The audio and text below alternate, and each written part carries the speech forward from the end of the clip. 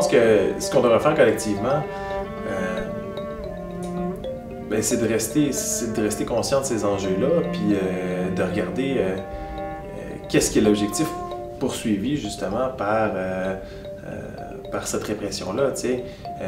Puis est-ce qu'on est en train de les laisser gagner? C'est ça la question aussi, là.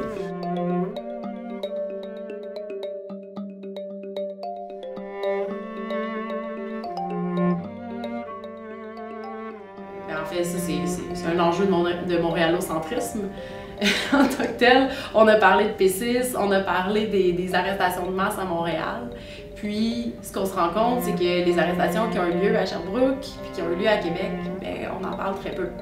Les gens ne comprennent pas nécessairement qu'est-ce que le 500.1 parce qu'à peu près personne n'en parle.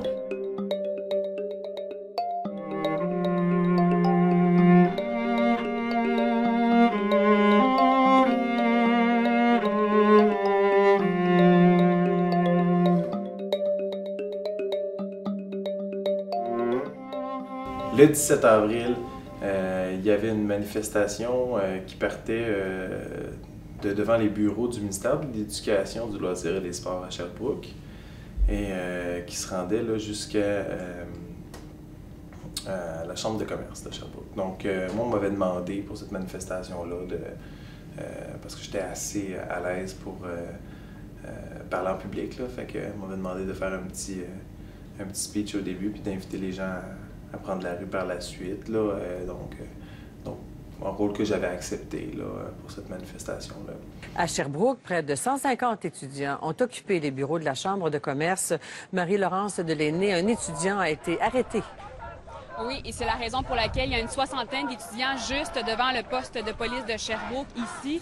Ce qui s'est passé, c'est qu'il y a une centaine d'étudiants qui se sont rendus à la Chambre de commerce de Sherbrooke parce que le président s'est prononcé en faveur de la hausse des droits de scolarité. Ce qui arrive, c'est qu'à la Chambre de commerce, il y avait un groupement, les policiers disaient qu'ils devaient rentrer à l'intérieur de la Chambre de commerce pour voir qu'est-ce qui se passait. Et puis ils nous ont demandé de nous tasser. Et puis moi, je suis resté là. Et à ce moment-là, j'ai été arrêté. Il y a un étudiant, effectivement, qui a été arrêté. C'est un étudiant de l'Université de Sherbrooke. Il va même comparaître cet après-midi pour entrave au service des policiers et voie de fait sur un policier. Et il y a d'ailleurs tous ces étudiants qui vont se rendre au palais de justice de Sherbrooke. Et ce qu'un des policiers nous disait, c'est que c'est rare. Depuis le début du conflit, il y a quand même une bonne collaboration entre les manifestants et le service de police, ce qui n'a pas été le cas aujourd'hui. Donc, je me ramasse avec une accusation d'entrave au travail des policiers au niveau criminel. Et quelques mois par la suite, j'ai reçu par la poste une contravention de 3 765 $ pour avoir dirigé ou organisé le blocage concerté des voies de circulation. C'est quelqu'un qui a été très actif dans le mouvement étudiant. On pense qu'il essaie de casser le mouvement en ciblant des gens qui sont actifs.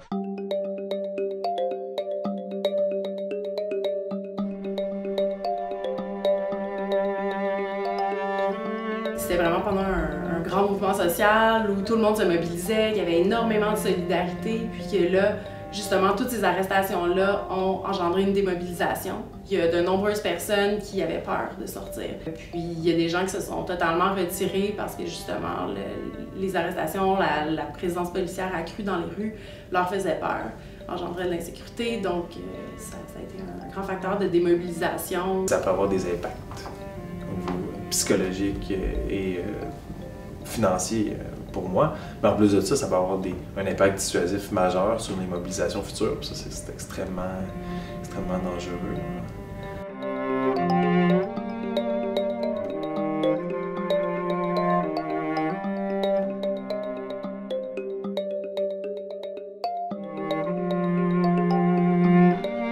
À Sherbrooke, on a vu qu'il y a eu beaucoup d'instrumentalisation, de règlements qui n'étaient pas faits pour encadrer les manifestations, mais bien pour différentes situations comme entraver la voie routière ou le tumulte.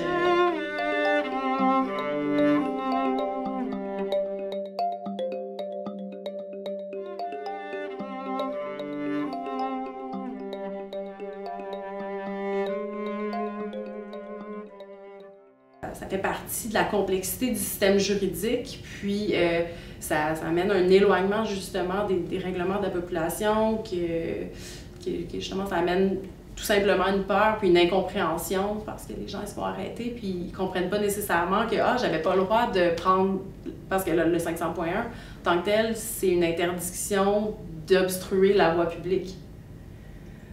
Cette contravention-là peut être donnée parce qu'on a laissé des boîtes sur la voie publique. C'est pas obligé que ce soit des humains, c'est pas, le règlement n'a pas été conçu principalement pour les manifestations, c'était pour ne pas entraver la voie publique.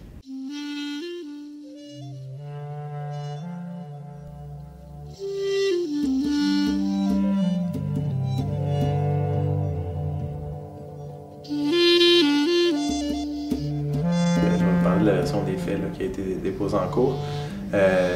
Comme j'aurais dit aux gens, la rue est à nous, avec le mégaphone. Et en soi, le fait que j'ai dit que la rue était à nous, avec le mégaphone, ça faisait de moi la personne qui a dirigé la manifestation. Ce qui arrive avec le 500.1, c'est que c'est un règlement qui est en place et qui est utilisé pour faire de la répression, pour empêcher la liberté d'expression de militants et militantes qui désirent faire entendre des messages, qui désirent lutter. Puis c'est un règlement qui est utilisé pour principalement primer cette liberté d'expression-là.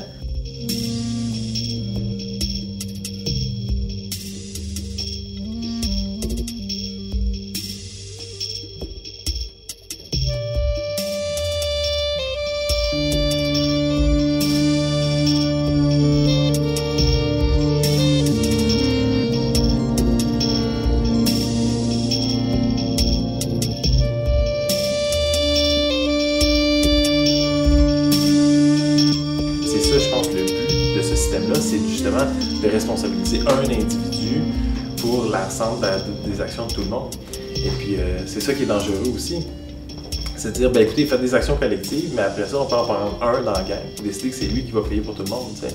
Puis en ça peut être extrêmement dissuasif quand on... Mais surtout, en termes de participation plus politique ou de prise de positionnement public. Les gens qui s'exposent publiquement et qui osent prendre la parole risquent d'être plus ciblés. C'est ça qui est dangereux là-dedans.